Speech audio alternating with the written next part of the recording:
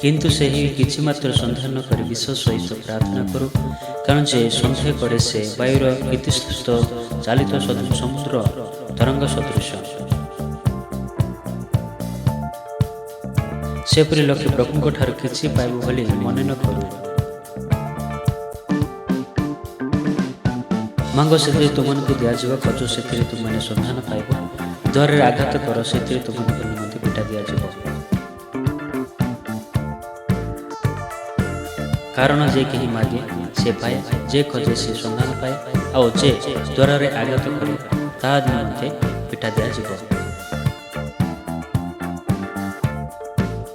ଯୀଶୁ ସେମାନଙ୍କୁ ଉତ୍ତର ଦେଲେ, ମୁଁ ତୁମମାନଙ୍କୁ ସତ୍ୟ କହୁଛି, ଯଦି ତୁମମାନଙ୍କର ବିଶ୍ୱାସ ଥାଏ ଆଉ ତୁମମାନେ ସନ୍ଧାନ କର, ତେବେ ଏହି ଡିମିରି ବୃକ୍ଷ ପ୍ରତି ଯେପରି ହୋଇଅଛି କେବଳ ଯେ ସେପରି ହେବ ତାହା ନୁହେଁ, ମାତ୍ର ଯଦି ଏ ପର୍ବତକୁ ସୁଦ୍ଧା ତୁ ଉଠି ସମୁଦ୍ରରେ ଯାଇ ପଡ଼ ବୋଲି କହିବ, ତାହେଲେ ତାହା ହେବ। ପୁଣି ବିଶ୍ୱାସ କରି ପ୍ରାର୍ଥନାରେ ଯାହା କିଛି ମାଗ ସେ ସବୁ ପାଇବ।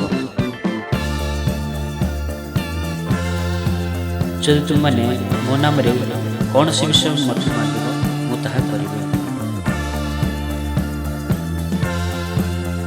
କିନ୍ତୁ ତୁମେ ପ୍ରାର୍ଥନା କରିବା ସମୟରେ ତୁମର ଗୁପ୍ତ କୋଠରୀରେ ପ୍ରବେଶ କର, ପୁଣି ତୁମମାନଙ୍କ ଦ୍ୱାର ବନ୍ଦ କରି ଗୋପନରେ ଥିବା ତୁମ ପିତାଙ୍କ ସମ୍ମୁଖରେ ପ୍ରାର୍ଥନା କର, ଆଉ ତୁମର ପିତା ଯେ ଗୋପନରେ ଦେଖନ୍ତି ସେ ତୁମକୁ ବଳ ଦେବେ।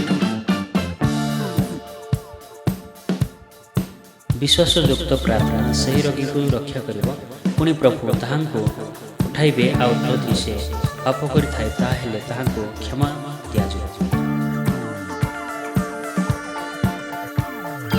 ଅତଏବ ମୁଁ ତୁମମାନଙ୍କୁ କହୁଛି, ତୁମମାନେ ଯାହା ଯାହା ପ୍ରାର୍ଥନା କର ଓ ମାଗ ସେ ସବୁ ପାଇଅଛ ବୋଲି ବିଶ୍ୱାସ କର, ସେଥିରେ ସେ ସବୁ ପାଇବ।